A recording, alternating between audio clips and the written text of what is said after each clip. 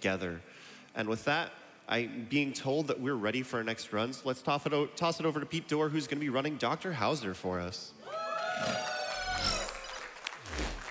All right, hello everybody. My name is PeteDorr, and spoilers, I'm going to skip this. Don't want to spoil it for you quite yet. So this is a game that is something quite special that may break a record that is not related to time, but instead related to frame rate. It is the only game that I believe can rival Virtual Hide for the worst frames per second at GDQ. I'll leave that up for you to decide, however. This is a game released exclusively in Japan in 1994 for the 3DO, a console which came out a year before in 1993. It retailed for $700 US, which with today's inflation is the equivalent of $1,200. The last thing before I start is it also has the distinction of being a pioneer in the survival horror genre by being the very first fully 3D survival horror game. Yeah, so we'll be starting here in a second once this loading screen is done. You might be saying, but what about Alone in the Dark? You might be saying, what about Alone in the Dark? Well, that has pre-rendered backgrounds, and you're going to see what I mean by fully 3D with this game. So we're going to start the timer in 3, 2, 1, go. Now, because the frames in this game are so poor, I'm going to be able to do a certain trick here in the beginning of the game that will allow me to count the frames and do a little manipulation here for you. So we're just going to walk forward and get to a very specific position. Very specific. We're going to force a death, which will allow me to death warp to the end of the game. I'm just kidding, by the way. I kind of wanted to just show you how trolly this game can be at the beginning. You can die and get a game over within the first few steps. So I'm going to reload a save that is beyond the door. You're actually just supposed to straight up run past the chandelier through the door. So that's where I'm loading here because you can't save in that room. So just to give you an idea, this game is full of death traps, and it is very, very cruel. So how do you know you're playing a survival horror game? Well, you're picking up a key from a clock, obviously. And then suddenly the room starts to expand inexplicably. Like it's never really explained why this happens, but it expands, okay? And then in the next room, you're gonna see what I mean by fully 3D. So none of these backgrounds are pre-rendered, which is the distinction that it makes from Alone in the Dark. And just like any good old survival horror game, there are door transitions as well. So this next room, I'm going to show you there's 3 different camera angles in this game. And I'm going to go through this room utilizing all of them. So instead of going through the normal way, we're going to go through with the top-down view, and this is as fast as I can move. You can count the frames, like you really can. So we're going to take a flower out of this pot here, and then I'm going to transition into first person, which is equally as slow. It's about 4 from what I was able to count. Yeah, this is some special frame rate right Very here. careful, don't want to take that by mistake. So I'm going to place the flower into this vase. If I took the vase, poisonous gas would come out and kill me. Yeah, this game has a lot of hidden traps, so. Yeah. NPC on my couch, by the way, is the only person at GDQ that I know that played this game, so. So I'm going to go back to this camera. It is the fastest because it's the only view that I am able to run in, and placing the flowers in the vase opens this secret door. So this game has been routed in such a way that it takes out all unnecessary items. So you're going to see me picking up a lot of keys, a lot of items that are crucial to finishing the game. You can play through it by finding a lot of optional items that lead to elements of the story, kind of unraveling the mystery. And I forgot to kind of introduce our main character here. He actually plays a journalist. His name is Adler, and he makes his living by reporting on a famous archaeologist called Dr. Hauzer. Dr. Hauzer has gone missing. He's come to his mansion where his last known whereabouts are. And obviously things are a little awry. There's a lot of things trying to kill him, and he hasn't seen Dr. Hauzer at all, so he's kind of, exploring the mansion. And I'm gonna unravel some clues for you as we go on as to the mystery of why this mansion is booby-trapped, where's Dr. Hauzer, and the mystery of the mansion. Now, in case you're wondering, yes, this game has tank controls, and I want you to imagine the worst tank controls you've ever played in a game and multiply it by 100, and then reduce that speed by like 75%. It's as cumbersome and clunky and awkward to control as it looks. And we're going to be coming up into the second hardest room of the run. This is a room that involves moving a table and a dresser, and you might say that sounds so trivial, but The controls in this game are abysmal, as you're going to see. So I'm going to move this table with amazing hit detection to free a switch that is underneath the leg of the table. That unlocks the door that's behind me right now, and here's the hard part. Need a lot of focus for this. I'm gonna try and grab this dresser and pull it backwards. Oh, okay, so you see, he didn't latch on. That's sometimes what happens. Sometimes it works, sometimes it doesn't. Okay. Yeah, the controls in this game are special. The angle that you need for that is ridiculous, so yeah. Luckily, we got it. Hopefully I pulled it far enough. If a single inch of that dresser is blocking the door, you cannot open the door because video game logic. Now, I mentioned a lot of traps and things looking to kill me. Well, Dr. Hauzer went through the trouble of putting in an Indiana Jones-style boulder at the end of his hallway. This is not a cutscene. I have control here. I'm going to try and take refuge in this alcove here on the right for safety. And go in here and collect another key. There are many death screens in this game, many amazing ways that you can die, which we may or may not see in the run. It's a relatively safe run, but bad things can happen. And we're going to be coming up into the hardest room of the run by far. This is a room that only has a table this time, but when you see what I got to do, you'll understand. I'm also going to utilize the top-down camera here as well, let you appreciate every single one of those frames. So this is, I get into a specific position here and I push this table. As you can see, the game wants you to utilize top-down camera to kind of get a view of what you're supposed to do in these rooms. And here I am pushing a table to a very specific spot. I'll even go in the first person for you to see this here. Oh, I almost barely. That was incredibly close. Let's be a little careful here. Table falls, and you can see every frame of it. Scariest room of the run by far. So I want to open this cabinet from this side specifically because I collect an axe. And if I opened it from the front, well, it would chop my head off. And despite the entire mansion trying to kill me, it's still nice and kind of Adler to shut that door. Such a nice guy. Take this careful, because the erratic camera angles here, I want to play that very safe. Because the hitbox of that gap in the floor is gigantic. All right, so as I go to the next room to collect a candlestick, I'm gonna take this time to let you all recall your favorite transition scenes in horror games. You know, going through the doors, climbing stairs, what have you, opening gates. You know how it always has that nice transition scene. Now I want you all to imagine what that's going to be like climbing stairs in Dr. Hauzer. And this is gonna be a great time to fit in a donation or two. So why don't you go ahead and do that. All right, I have $10 from Dasyati, who says, thanks to all the souls who have suffered tonight for our entertainment. Thank you very much for that $10. And we also have $5 from Durante, who says, donating to root for my boy, PeteDorr. You got this. You can do another one. This is a pretty long sequence here.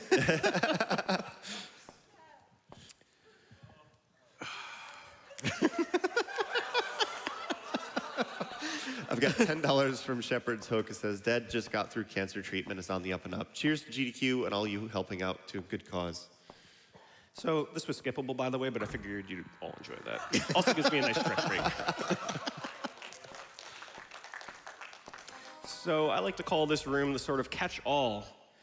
You know how in survival horror games you got to kind of solve intricate puzzles to find all these crucial items. This has the holy trinity, the three items that every survival horror game is not complete without. We got a lighter. Any guesses what's next? Crowbar. And now, you all know and love it, the shotgun. What that's going to be used for, well, you're going to have to wait and see. So let's elaborate a little bit more on the story of this game. I am going to descend. I will spare you this time of watching me climb down a ladder for now. So Dr. Hauzer has been doing a lot of research. What is he researching? Well, I'll kind of go into that a little bit. But as you can see, this is sort of his library. He's been doing a lot of research on the thing that he's trying to dig up at this archaeology site. Hired people to help dig under the mansion to try and find something. But wait, what's this? Dr. Hauzer's ghost. Wow, he's actually dead, and he's trying to ward us off. He's warning us, get out of my mansion. But before we go any further, we need to... I meant you the wrong way there. We need to remove these planks on this door one nail at a time. This one is unskippable. Don't you just love the cutscenes in this game? I mean, they are amazing. Definitely a lot of work put into these. So, we're soon going to find out that through reading notes and everything in this game that Dr. Hauzer's wife passed away a couple years ago. And he was always so caught up in his work that he wasn't able to kind of really fully be with her through her illness, and she passed away. And he's been doing a lot of research looking into ways to gain eternal life. But first, we're going to find out what this shotgun is used for, and get ready for this one. Film students, watch carefully.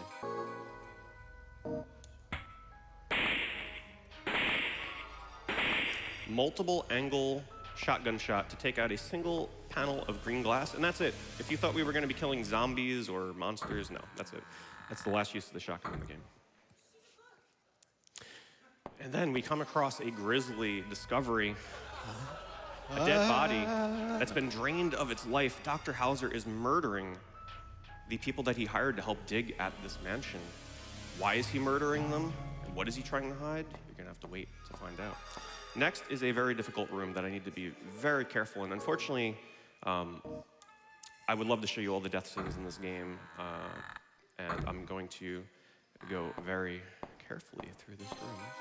It would be a shame if I made a mistake and starved you all of the best death animation in survival horror.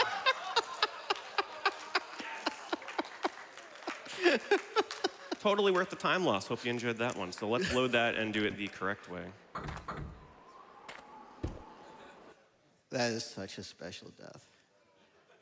All right, so we're going to be back in the Axe room, and a lot of other runners, when they approached this room, there were 2 previous runners on emulator. They would kind of go into top-down view and take their time going through here, but I found that if you just come along this wall and run, despite the axes coming directly in contact with your body, you will never die. It's 100% consistent. But let me give you a glimpse of what this would have looked like had I attempted it the old way. Yeah, so we're gonna do it the fast way. Gotta make sure I don't take this too tight though, because the axe can kind of clip me. Also, doorknobs are a suggestion in this game. You can open doors from the complete opposite side as well. Okay. Now, menuing in this, there's a lot of button buffering. So if I do one extra A input or something, it's going to queue that input up as much as like a minute or more in the future. Also, there's movement tech in this game. If you were expecting this game to not have any movement tech, you were solely mistaken. So what we have here is gliding across this gap. This is not a glitch. That is, there's actually a panel of glass. So the puzzle there is that you're meant to walk across it and not have the glass break. If you run, it breaks and you die. So if you mash the run button in tandem, it'll be a little bit faster than just straight up running. And you can do this at any point in the game. As I will demonstrate for you here, you can actually do it backwards. This loses time, but it's kind of cool just to see the weird movement of this game.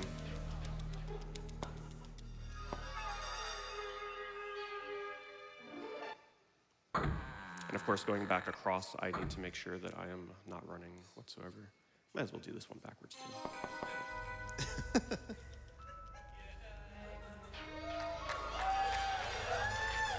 little swag there for you.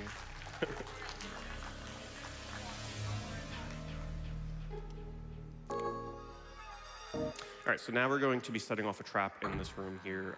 If I had gone into the room adjacent to this one before I did this, probably the most cryptic thing in this game, you have to talk to this dresser 4 times. And you hear me do the button inputs there, or you at least see me do them way in advance, and that kind of queues up this one here so I don't have to press a confirmation button. It does it way in advance. Movement and menuing and button buffering in this game is a huge part of the run. So that actually makes an arrow shoot out of the clock, which would have shot me in the forehead in the next room if I had not done this. And it's as amazing looking as you think it is, believe me. Look it up on YouTube if you're curious. All right, now it's time to use the axe. Now, if you were disappointed by the gun, you're going to be even more disappointed by the axe. Because all we do is we just take it and we put it on this holder. So there's no fighting in this game whatsoever? We'll have to wait and see. It unlocks a secret door behind the portrait of Dr. Hauzer himself here. So we are coming up into one of the final areas of the game, and I might as well expand upon the story that you come to find out. So Dr. Hauzer, trying to keep the secret of eternal life. He doesn't want anybody finding out that he is, going to kill himself and try and be with his wife eternally. And he receives word through all of his research from what this game refers to as the cherub, which is also referred to as the master, and he needs to appease his master's wishes by offering up sacrifices, and he booby traps his entire mansion to keep this all a secret. And we're going to be coming up onto the explosive finish here shortly. But first, we're going to grab a photo of his wife for safekeeping for now. Also, very easy to miss this portion here, where you need to interact with this fireplace on the left side. If you mistakenly do an extra A input at any point during all of this, you will have to watch the fireplace close again, and then you have to watch it reopen again. And these are not skippable. So we are being very careful here. All right, so we're going to have time here for a couple donations, 2 or 3 donations, as I let you see what descending a ladder is like in Dr. Hauzer. All right, I've got $25 from Professor Palmer, who says, the runner before you is a close personal friend and mentor of mine. I've never before had someone I consistently go to and say, hey, give me the absolute worst games you got, and then be so stunningly appalled by the titles he shares with me. Pete is truly Lord of the Scrap Heap and has perfected the art of loving games that deserve some love and some that don't. Good luck, Pete. Do what you do best. I'm here at work watching. Donation goes to Runner's Choice. Appreciate it, Palmer. He's one of the original routers of this game, so shout outs to him for weeding out the fastest route through this. All right, so we've fallen and somehow survived. And we've come into the excavation site. Everything's been leading up to this. We're going to find out what Dr. Hauzer is up to down here. But first, we're going to make one more grisly discovery on our right here. Epic music, by the way. Enjoy it while it lasts. It doesn't go on for too long. It is the other person that he murdered that he hired to help dig this excavation site. He was set up as a sacrifice, as we learned through the notes in this game, to the master. What is the master? Well, let's soon find out.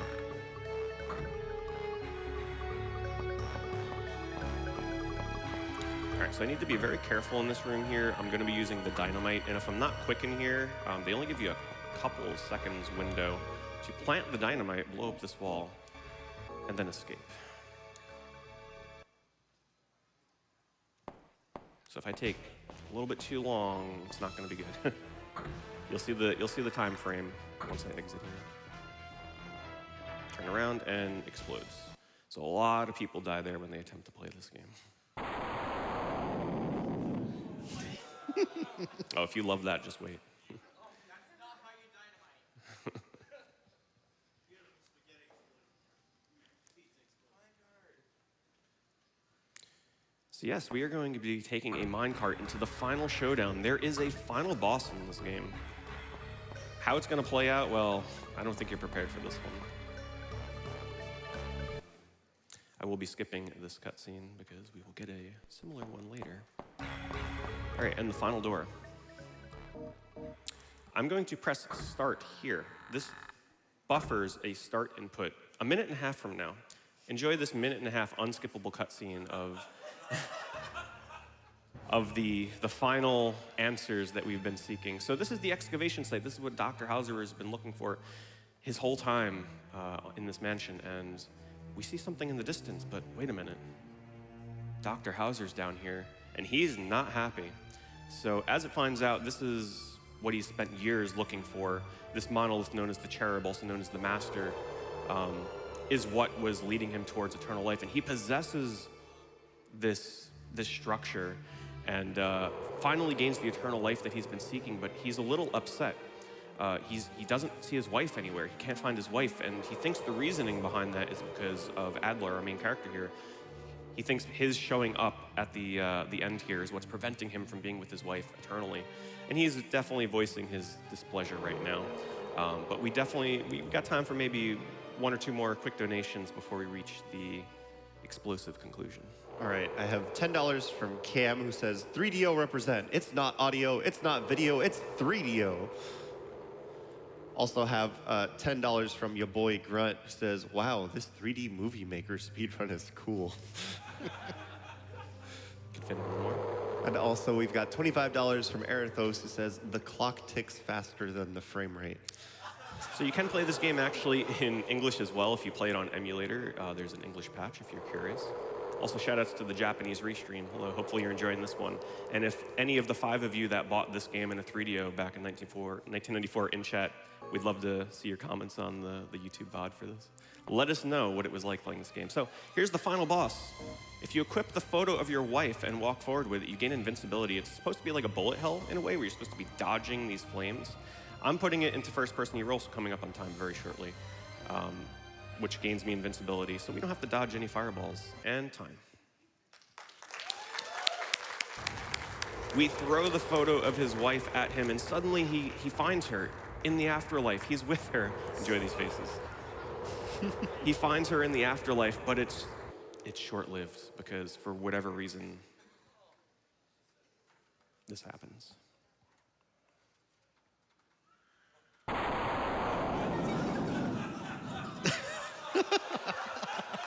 Couldn't ask for a better ending, to be honest with you. So, because we won't have time to get to the very end of the epilogue here, I'll quickly summarize what happens. Oh, by the way, motion sickness warning. If you experience motion sickness, do not watch this. So what happens is the mansion ends up collapsing into the ground. There's no traces of it, and he doesn't believe what he saw himself. He doesn't believe his notes, and he doesn't think anybody else will believe what he saw. So he chooses to not write anything about it. He just lets it go and lives his life believing that this was maybe all just something in his head. I also want to quickly thank GDQ for allowing me to come back and continue to showcase these weird, obscure consoles and games. I've speedran the Atari Jaguar, the Sega 32X, and now the 3DO, so it's like a dream come true to show you guys these weird obscurities. And if you're a fan of runs like this, I'm always on the lookout for the next big, janky, weird, obscure game on my streams, casually or for speedrunning purposes. So if you're into this kind of stuff, love to see you there. But that's going to do it. Thank you very much for having me, and enjoy the rest of Horror Games Block.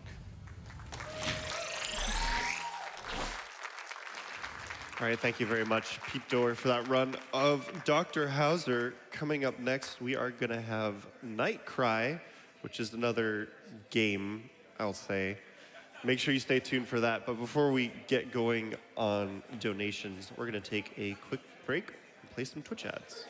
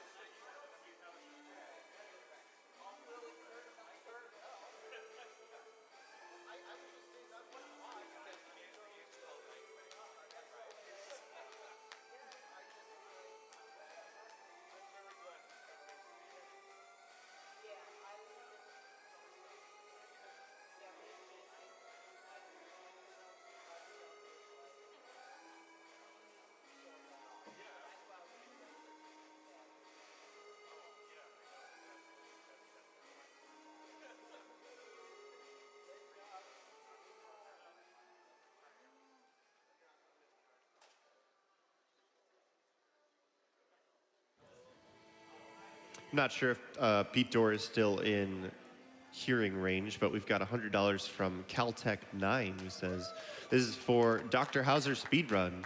I still have my original launch 3DO and legit love it. I had no idea this game existed, and I'm glad to see there was some survival horror representation on the system. I would totally play a remake of this game. Thanks for running it. Donation goes to bonus game for more chances to donate. Honk. And speaking of bonus game 4, that will be coming up later on tonight. If you are not aware, it's going to be Final Fantasy VI New Game Plus, which, of course, that game has no innate New Game Plus functionality. It's a bit of a run if you've never seen it before. Make sure you get your donations in to see it. But before that, we do have a few other donation incentives that need a little bit of more help. We've got Marvel's Spider-Man Ultimate Difficulty, which makes that run so much crazier and very impressive. That's sitting at 3,400 out of 15,000. So definitely want to get your money in for that. And of course, the Earth Defense Force 5 hand cam incentive with half coordinated. Half is a great guy, and you just, anything related to his runs is something you want to see. But we do have a few more donations related to Dr. Hauzer that we'll get out of the way here while we get set up for Nightcry by Ecdysis. We have $10 from Vectron, who says, remember when we used to say, save the frames, kill the animals? These are the frames we were trying to save. We also have $10 from Gmo, who says, this frame rate is bending my brain. I keep looking back at the timer and being extremely surprised how little time has passed. You're a real trooper, PeteDorr. Also had a $25 donation from Vert Rocks, who said, had to donate again because the Shovel Knight music playing between runs has me bopping along while I work. AGDQ and Vert are awesome.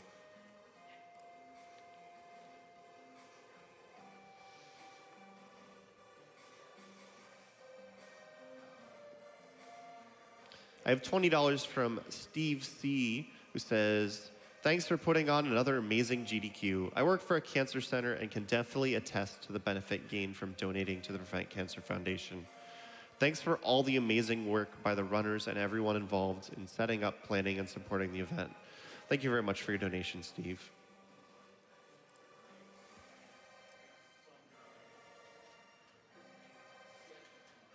On a similar vein, I have $100 from an anonymous donor who says, when I first started watching GDQ, I felt cancer didn't impact me directly.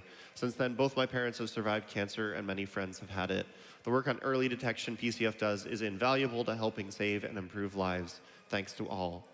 And thank you everyone who's donated so far. Every bit helps. As much as you're able to donate, we appreciate all of it. And of course, if you cannot afford to donate, just let other people know what we're doing right now. Send them the link to the stream or our website. Just spread more awareness. Everything helps out. I have $10 from Poison Slime, who says, shout out to everyone in the audience who made it to the end of the awful block tonight. Thanks for making my first GDQ one to remember. And with that, I'm being told we are ready to throw over to Ecdysis.